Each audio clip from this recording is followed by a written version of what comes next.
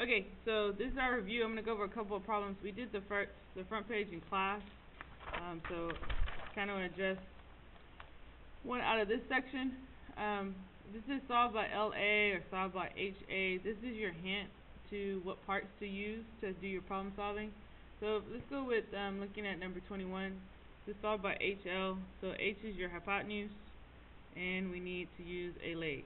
Alright, so in our triangle here, we know that ABC is congruent to XYZ. And I know I'm going to use a hypotenuse.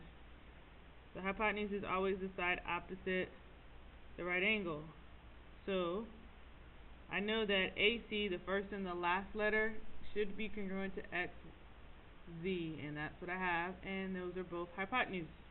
So if I'm going to use the hypotenuse, I'm going to have AC congruent to XZ.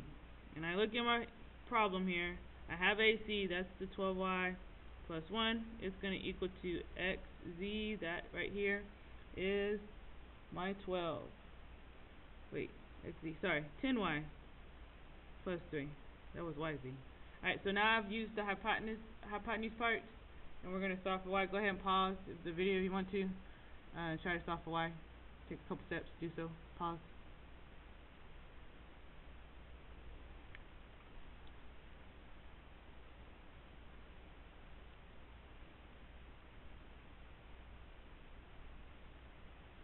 Alright, you should get y equals 1. Y equals 1. Alright, then I'm looking for a leg. So I need a leg as the next part. Your legs are your sides that form the right angle, the perpendicular side. So one of my legs is AB and YX, which I know AB is the first two, XY or YX is the first two, and the other one.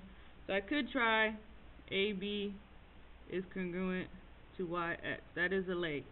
Well, if I look in here, I have AB and I have YX, so I don't need necessarily to go to the next leg. I have those parts. So X plus 3 equals YX or XY for X minus 3. Go ahead and pause the video and solve for X.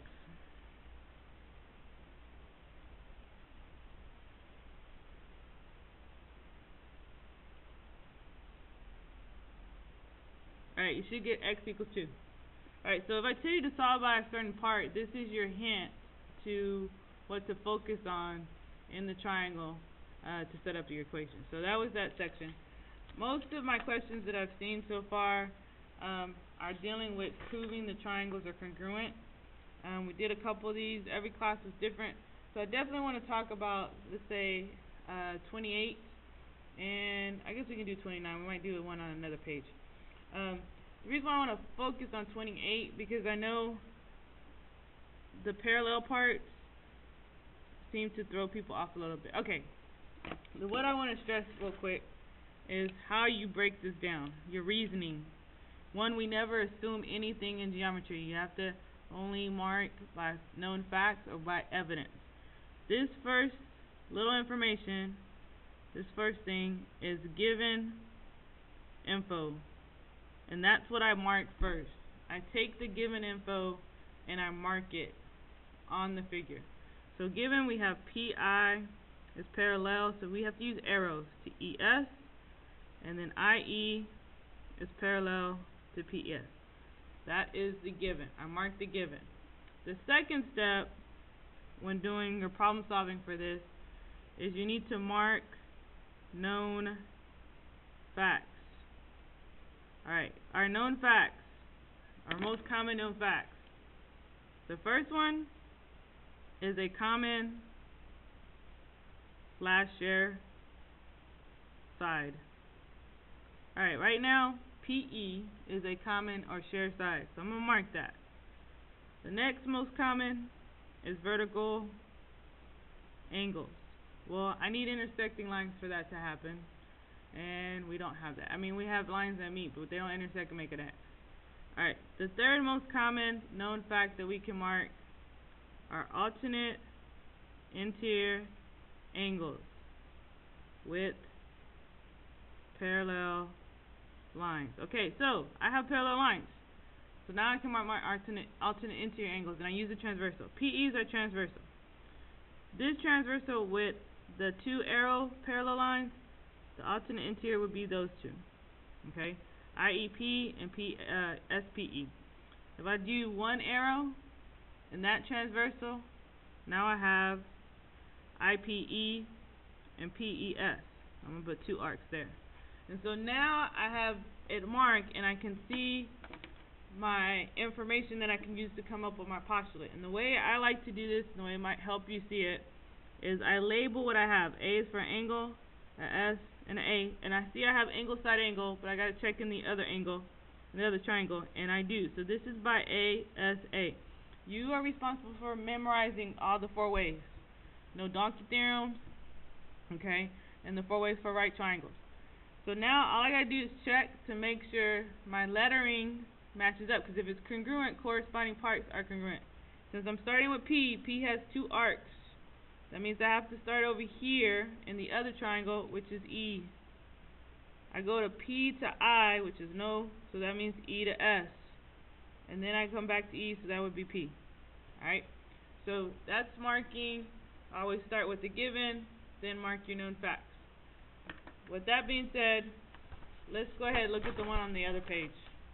Okay, because I think the other one you could probably do. Yeah, let's look at this one, because this one is dealing over here with the perpendicular. And I will talk about, let's go ahead and talk about bisects. Alright, so AS bisects this angle YAM. The angle is Y to A to M. That means that right here, MAS is congruent to YAS. That is a known fact. I mean, that was a given information fact, sorry. The other thing that was given was angle W. Y. Ooh, I can't talk today. Angle Y. Angle Y is congruent to angle M. Now the known fact I can mark is the common side.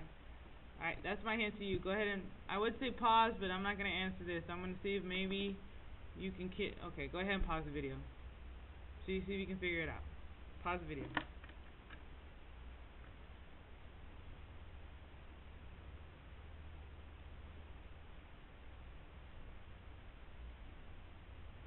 Alright, you should have YAS is congruent to MAS and it's angle side.